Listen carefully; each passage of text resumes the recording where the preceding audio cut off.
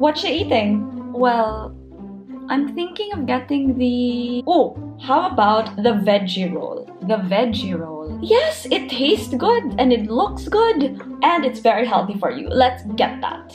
Yeah, sounds good. Ah, how was it? Wasn't it absolutely delicious? I really wanted the chicken though. Come again? Nothing. It was absolutely très bien.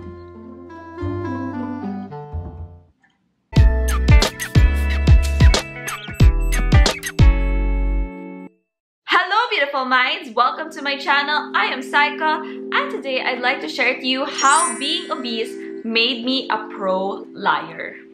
No matter what other people say, when one goes out of the norm, it usually breeds a lot of insecurity and hostility. Growing up being fat and just adding pound after pound every year and thus stacking on the insecurity once I reached puberty, I slowly became more dishonest. Today, I'd like to share to you guys how my weight led me to become untruthful to others and also to myself. It's quite an uncomfortable topic because I honestly feel quite seen, but without further ado, let's get into it.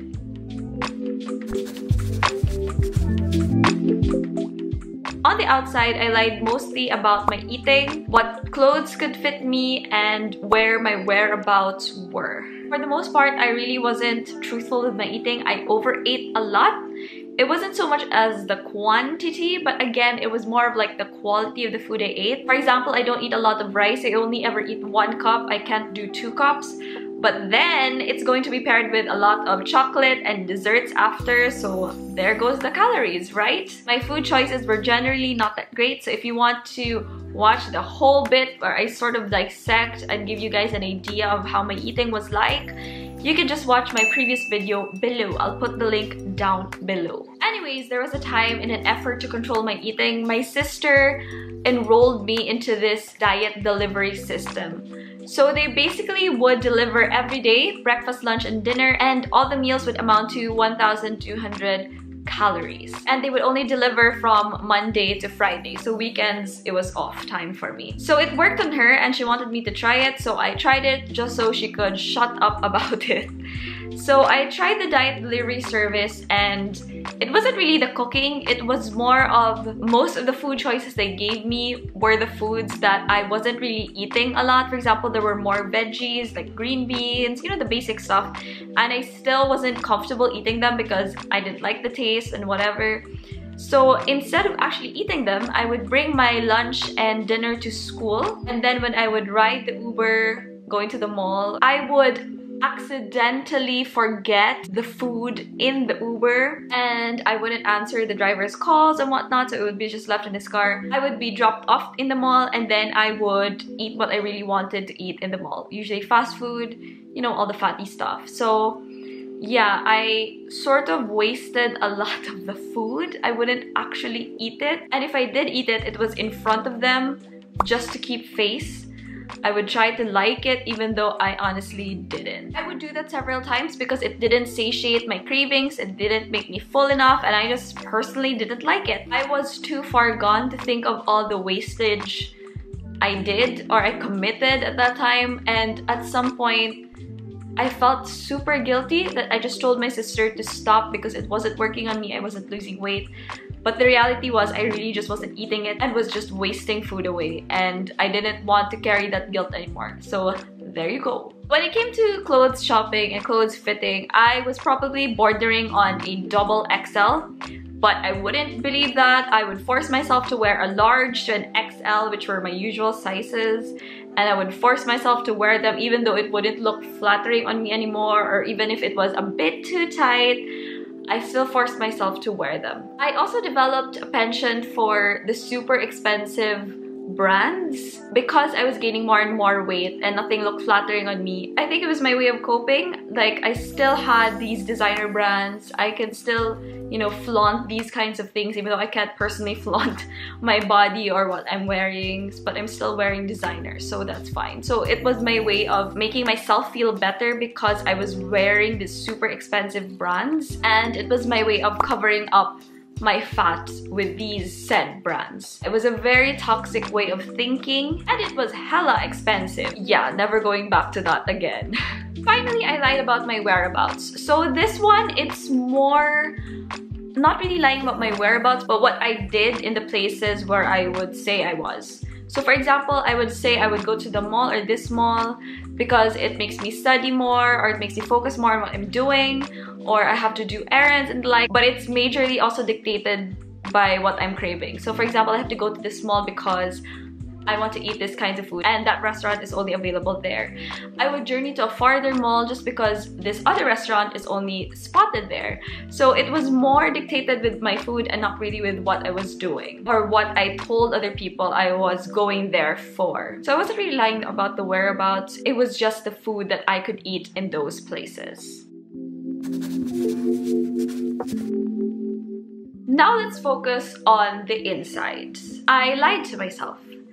My self-esteem was very fragile, especially at my heaviest. So I know that I lied to myself because 1, I resented people who were in a smaller or thinner body, and 2, I relied on other people for personal validation. For the first bit, I lied to myself that I was 100% happy or 100% okay with how I looked because when I saw someone who was smaller or thinner and who looked like they definitely worked out and took care of themselves, I instantly hated them. Like in my head, I would mentally just shove them to the side that said that, oh, they're just probably pretty, or they're just all their body, they're not smart enough, or you know, they're just a face. It was always that kind of mindset. I instantly judged their character based on how they look. And ironically, I didn't want other people to do that to me. So I was definitely a hypocrite in that aspect because I could judge them based on how small they are or how thin they are and just think, oh, they're probably super vain, they don't have a good personality, it's just their body and it's just their face. And you know, some people are really like that, but majorly people are not like that at all. They have more to offer than just that. And I just instantly judged them for being the way they look. So it was a very toxic way of thinking. Again, I was being a hypocrite. And yeah, it was mentally not a good time for me. On the other hand, I also lied about being happy in my own skin because I would get a lot of validation from other people. So there was a time I went into this anonymous app to meet new people from all around the world, especially dudes. The first thing that would suggest that I was insecure was that I was in an anonymous app where there were no pictures needed or names needed. So I was hiding my insecurity behind that anonymity. So that's 1. Second, I would experiment, you know, with different guys, etc., etc., especially the chubby chasers out there.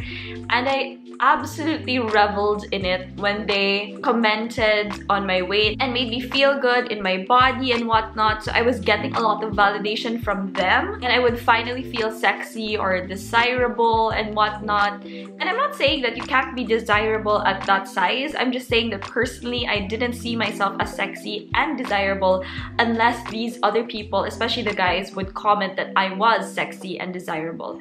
And that's a very toxic way of thinking because if the reverse happened, if they found my body gross and disgusting, it would hit my self-esteem really, really hard and it would break me. So it's really not good because it's just a flimsy cover of feeling confident, even though deep down you're really not confident at all and just dependent on other people's comments to validate your own self-worth. So internally, I was either always comparing myself to others or asking for others for validation. Because I wasn't truly happy with my weight and how I looked, I ended up lying to others and to myself in order to protect my very fragile self-esteem and self-image. I felt like hiding behind a beautiful lie was better than confronting the ugly truth.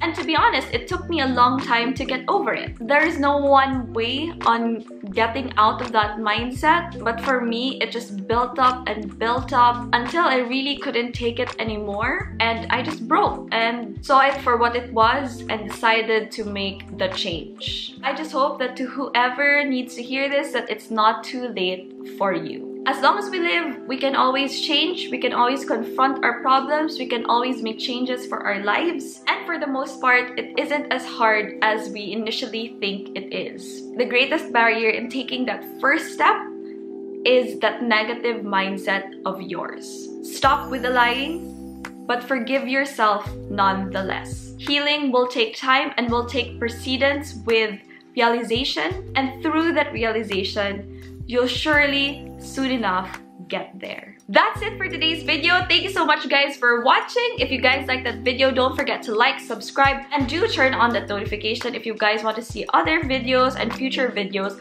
of mine. Do comment what you guys have lied about in regards to your weight or your denials and whatnot, and let's start a conversation. Thank you so much guys for watching, and I'll see you in the next video. Baboosh!